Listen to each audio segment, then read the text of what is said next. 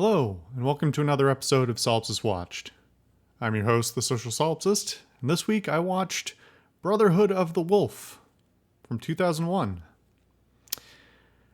Brotherhood of the Wolf is a French language film that, at least ostensibly, was supposed to cap off this series as another horror film, but we're going to get into the reasons why that may or may not be the case. However, first we have to talk about a couple of things about the film production and even the language. So I discovered, in attempting to watch this film, that there are many different cuts of this film. I think there are like 6 or 7. There's only like really 2 full sets of film that have been stitched together in various ways. But the version I started watching was the English dub of the UK release of this film, which has several problems. That version also had the French audio track on it, but it defaulted to English because that's how computers work these days. And the dub is bad. We'll just get that right off the bat. The dub goes from like passing to some characters are like straight up bad, like so clearly not, involved in the screenplay that they could have, they're basically reading the lines off sheets. They have no context. They were clearly not shown the film at all. So the dub is very bad. Then I switched it to the French and turned on the... I should say, okay, the English dub does not match the English subtitles. However, that's not that much of a surprise. However, when I then switched over to the French language track, the retail, this is the retail version of the film. The translation is just bad.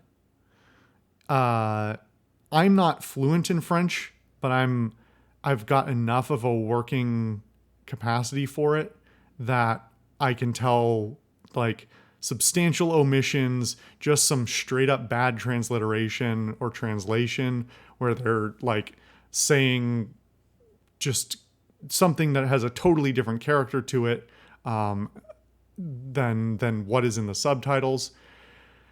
So anyway, that version was a bust. And then I switched over to the director's cut, which I was able to get on short notice. And turns out the director's cut subtitles are not any better. They appear to be basically the same. Obviously, they've been adjusted to incorporate additional footage, but all of the same obvious mistakes I could see, like just in the first 10 minutes, were very clearly still exactly where they had been left. So I ended up finding a fan translation, which was substantially better, but still not quite right. It was better though. So shout out to the real thankless folks who try and type their own subtitles. I've done that once or twice on things that had very abridged subtitles that I hated, but man, that's a lot of effort. Anyway, so I ended up watching the director's cut version that is 2 hours and 30 minutes long, with the French language, the original audio track for the film, and a fan translation subtitle. So that's just where we get started. The first 5 minutes of this film probably should have told me everything I needed to know about this film, because they are utterly bizarre. This is a French film, but it's a fairly modern French film. It's not like some crazy new wave thing or anything like that, but there are some very I cannot chalk this up to cheapness. There are some deliberate choices made in the first 5 minutes or so that are utterly bizarre, and you can't help but they're played completely straight. And I kind of loved it. I was having those that awkward laugh where I'm going, I'm not sure if they mean this or not. Am I supposed to take this seriously? It feels like I am. And that really gets into an element of the genre and tone that is going on in this film. It is very much portrayed as being sort of a supernatural horror film. Ultimately, over its runtime, it manages to span possibly the most genres of any film I've ever seen.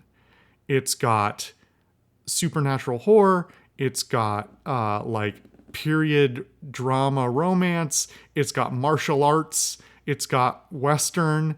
It's got 80s Hollywood action. It's completely overwhelming. And yet, despite just how awful that sounds, it actually works okay. I'm not going to say it's good. It's got a lot of problems. But if you were looking for my overall feelings on this, just right off the bat, despite many flaws and an utterly bizarre mix of things going on in this film, I still think it was a worthy expenditure of 2.5 hours.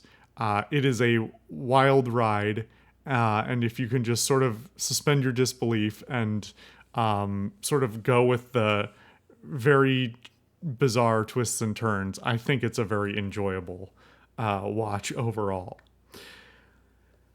That said, it doesn't do any of the genres particularly well. Man, there's so much to unpack with this film. So it's got a lot of different themes. It's got several different major story arc through lines. It's got a variety of different characters, all with, I won't say rich lives, but at least, who interact with each other and have interesting conflicts, if often very cliched ones. It's really kind of a crazy amalgam of a lot of different ideas. It's bordering on the kind of thing that feels like in the writer's room they were just taking anything anyone would throw out there. But what stops it from feeling quite like that is that it's still sort of all ties in together, with the exception of maybe 2 scenes that could have been excised entirely from the film. And they're not, I think, so, okay, if you watch this film in whatever version you can get, I think the director's cut is the one that's easiest to get these days. If you watch it, I recommend you go check out the IMDb page for it after the fact and read about the different cuts that were released. Because not only is it a bizarre thing in its own right, but to see what they omitted, because actually the director's cut has some scenes cut out of it that were in maybe not the theatrical release, but one of the other releases, and vice versa. Anyway, yeah. So the director's cut is not just the version with all the scenes in it. It's still got a few added and removed. So I think I can think of one scene that I think could have been completely omitted and may or may not have been a re-add into the director's cut. Most of the others I think are still, even when they're kind of pointless towards the story, they're at least entertaining in their own right. So I can't even really be upset about that because I wasn't really expecting something truly incredible here. That said, tonally with these massive switches, I felt like I had by the the closing credits, I felt like I had watched a very different film than I started out watching. The starting tone is not how it proceeds and not how it ends. But I feel like I want to be more upset about that, but I'm not. It's I wish there was a version of the film that was more focused on the core plot as initially established. But it just wouldn't have been the same thing, I guess. Uh, Speaking of artistic choices, there's a whole lot of interesting ones here. The whole framing device that they use for the film, that bookends the film, is completely bizarre on its own, rather unnecessary, and slightly hilarious. And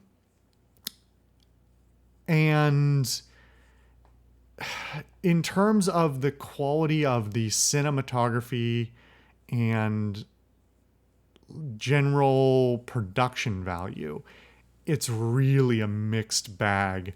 And it seems like somewhat deliberate choices. Both versions of the film I tried to watch had similar levels of weird visual artifacting on them. And I don't mean like from digital compression or something. It looks like they were digitized poorly from, I mean, if it was a film stock originally, it's just very muddy.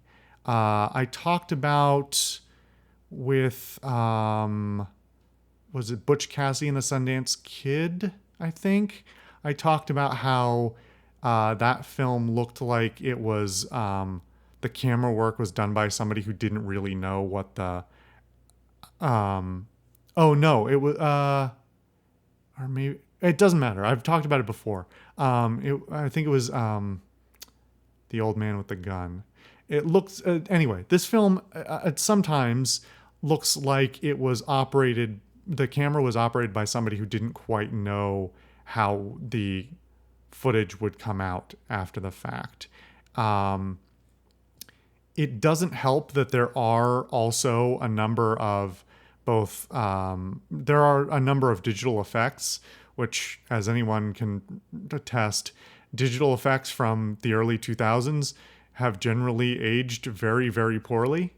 And it is not limited just to like CGI stuff. It's also post-processing effects, I think. And it sort of makes me wonder if there was somebody got a little over eager with some of the digital post-processing, whether it was for color grading or lens effects or some of this. There's a couple of scenes and moments where they very clearly just went off the fucking rails in terms of, well, this is a bizarre effect for you to apply to this whole scene for some reason, and it makes it really hard to look at. But I can't even be mad because it's just so unique that I would still note those scenes as like worthy of watching just for their bizarreness. The plot overall, obviously, I think I've established this is such a mess that like the various through lines, they all actually resolve reasonably well, but sometimes unsatisfactorily. And in general, there's not a really clear delineation between A plot, B plots, that sort of like side stories and things. They all run sort of parallel in sort of like stutter step. And it can be pretty weird. It's got enough continuity that it's not like truly disruptive while you're watching it. But in retrospect, it's definitely a bit odd. In terms of the overall, in addition with the production values, sorry, I'm jumping all over this film because it makes me feel slightly crazy. Camera work is pretty poor generally. Like, it doesn't look like it has a really good cinematic eye in terms of framing or exposure or even angles sometimes. There's some of it is deliberately odd, or at least deliberate and odd.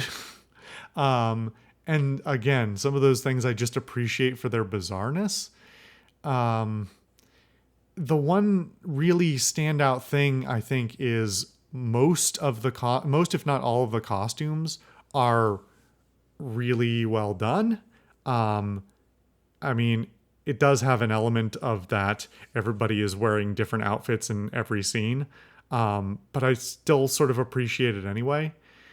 Unfortunately, you don't necessarily get to appreciate all of that often, because through the haze of the haze and the framing of the camera work, they are often obscured in one manner or another. That said, the actors are great, like pretty much universally. There aren't a lot of big names on this, at least not names that I think most people would recognize. I think the three of note, probably for a general American audience or North American audience, would be Vincent Cassel, who's been in all sorts of things for probably 40 years now. Monica Bellucci is in this in a minor role. We saw her in Bram Stoker's Dracula, and here she's got a more substantial role, but it's still, a somewhat minor character. And then the one of the two main characters is I'm gonna butcher his name. It's Mark Dacascos, I think, who has been in a few different things. I think maybe I'm dating myself here, but the thing he might be most notable for is being the chairman on Iron Chef for ages, like hundreds of episodes. But that also gets into an odd question. I don't think it's a spoiler to say that he is portraying a Native American person, and this is set in France. And the actor himself is not Native American, but he is of a certain like mixed ethnicity that he sort of passes for it. It's not so awful as some like either brown face or some weird, white person with a tan or something like that. I believe he's Hawaiian with like Japanese ancestry. So it's a little bit odd, but he does all right in the role. They actually take some reasonably progressive notes to it in the script itself, which is made all the more weird by other moments in the script that feel extremely regressive, not just because it's set in 18th century France, but they seem like genuine writing problems where it was just sort of inappropriate. But it's kind of all over the place. I'm kind of curious what the production of this film, or the original version of this film looked like versus what it came out of in production. The other thing about Mark Dacascos, I'm fucking it up, but is he's also a trained martial artist, and so I don't know if this was originally gonna had martial arts stuff in it, but it sure does now. Which gets into another issue with production and some of the camera work and stuff like that. This film makes extensive use of slow motion, and including in action scenes, and that includes substantial amounts of martial arts work. sometimes it's done properly, where they actually have a camera running, film faster or whatever. I feel like I talked about this in another film before as well, but where they run the film faster, then play it back at normal speed so it plays slow. However, they do the slow-mo so much, and the vast majority of it is not like that. The vast majority of it was shot at 24 frames a second and then slowed down, which looks like shit. It's not even, with maybe a few exceptions, it's not used even in a stylistic choice. And this is very much a hallmark of, I think, lower budget 90s and 2000s films will often do the slow-mo but just at a lower frame rate thing, which in this day I can't. It just looks bad. It makes it look cheap. So anyway, all right, so what else do I have to talk about with this film? The actors are good. They delivered their lines well. They're wearing pretty beautiful costumes. The story could use some work, but it's still really entertaining all the way throughout. I find the setting interesting, if only because so one thing about this is it is supposedly set it's an interpretation of a French mythological creature as well. And I don't have any of that cultural context. I only read about it after I finished watching it. So that's also fascinating. And I'm not sure, having only done cursory research, obviously they're not trying to tell, the true story or something like that, but how in line it is with the timelines of when the story was popular and that sort of thing. But anyway, yeah, I feel like I could meander around and talk about different parts of this film for a while, but I'm going to avoid doing that. To reiterate, I think this film is kind of an absolute mess, but it is so weirdly earnest and charming, despite being sprawled all over the place, that I can't help but give it a recommendation. It's not something you have to take particularly seriously, and at 2.5 hours, you could certainly take a break somewhere in the middle and come back to it. But it's so bizarre, I think it's worth watching just for its unique features. Anyway, thank you for watching another episode of Solipsist Watched. Happy Halloween. I've been the Social Solipsist, and I'll see you guys next time.